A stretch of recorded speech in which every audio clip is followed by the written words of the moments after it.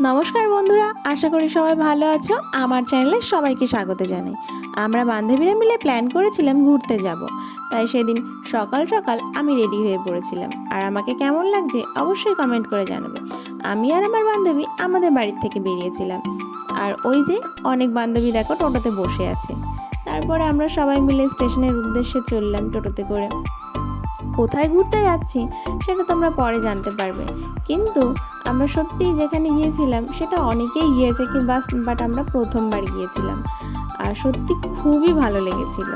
তারপরে স্টেশনের টিকিট কাউন্টারে পৌঁছে গেলাম, আর দেখো সেখানে গিয়েও শাড়ি ঠিক করাকরি হচ্ছে, কারণ সবাই মিলে প্ল্যান করেছিলাম শাড়ি পরে যাব। তারপর টিকিট কেটে প্ল্যাটফর্মের দিকে এগিয়ে পড়লাম, আর ওই দেখো প্ল্যাটফর্মে বসেও সাজগোজ চলেই যাচ্ছে। আর এই যে হলো আমাদের স্পেশাল ব্যক্তি, এতগুলো মেয়ে বান্ধবীর সাথে একটি মাত্র ছেলে বন্ধু। আর সত্যি খুব মজা করেছিলাম। আর বেশি বলবো না, তোমরা সবাই দেখতে থাকো ভিডিওটি। আর সত্যি খুবই ভালো লেগেছিল যাওয়ার সময়।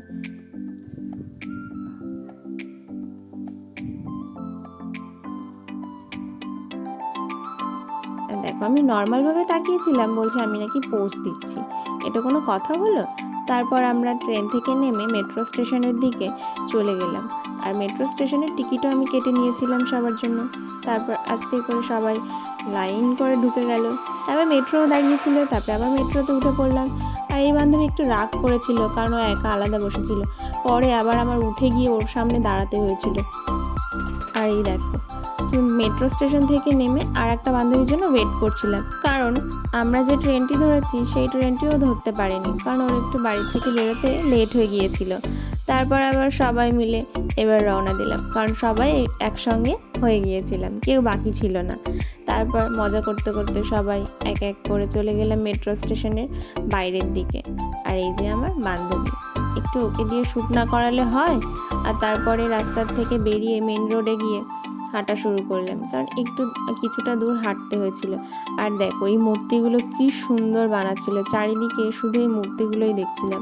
আর এত সুন্দর কাজ করেছে, সত্যি দেখার মতন কাজ। প্রত্যেকটা আশেপাশে অনেকগুলো দোকান আছে, এখানে এসব মূর্তির কাজ হচ্ছে, আর সেগুলো দেখতে খুবই ভালো লাগছিল। আর দেখো আমরা গিয়েছিলাম রবীন্দ্রনাথের জন্মস্থান জোড়াসাঁকো ঠাকুরবাড়ি, সত্যি খুবই ভালো লেগেছিল। তারপর ওখানে গিয়ে টিকিট কাটার পরে সবার খিদে পেয়েছিল, তাই আমরা সবাই মিলে খেতে চলে এসেছিলাম টিকিট কাটার পরে। আর দেখো সবাই খেতে ব্যস্ত, আর আমার বন্ধু দীপ্ত দাঁড়িয়েছিল, কারণ ওর একটু লেট হয়েছিল। আর এই দেখো ভিডিও করতে বারণ করছিল, তবুও যতটুকু পেরেছি ততটুকু ভিডিওতে নেওয়ার চেষ্টা করেছি। বেশি ভালো করে নিতে পারিনি, কিন্তু যতটুকু নিয়েছি বেশ ভালো। কিন্তু ওখানে গিয়ে যা দেখেছি সত্যিই দেখার মতো। প্রত্যেকটা জায়গায় সাহিত্যের ছোঁয়া, আর ওখানে গেলে মনে হবে না যে আমি এখানে এসে কিছু মিস করছি। ঘোরাফেরার দিক থেকে সত্যি খুবই ভালো, আর বাইরের পরিবেশটাও খুবই ভালো। আর প্রত্যেকটা জিনিস এমন যত্ন সহকারে ওখানে রাখা হয়েছে রবীন্দ্রনাথের, মানে প্রত্যেকটাই মনে হবে যে না এখানে কিছু না কিছু ছোঁয়া আছেই আছে। আর সত্যি আমার তো খুব ভালো লেগেছে। কার এই ভিডিওটি পছন্দ হয়েছে অবশ্যই কমেন্ট করে জানাবে। আর তার মাঝখানে আমি একটু ঢং করে নিলাম স্লো মোশন করে।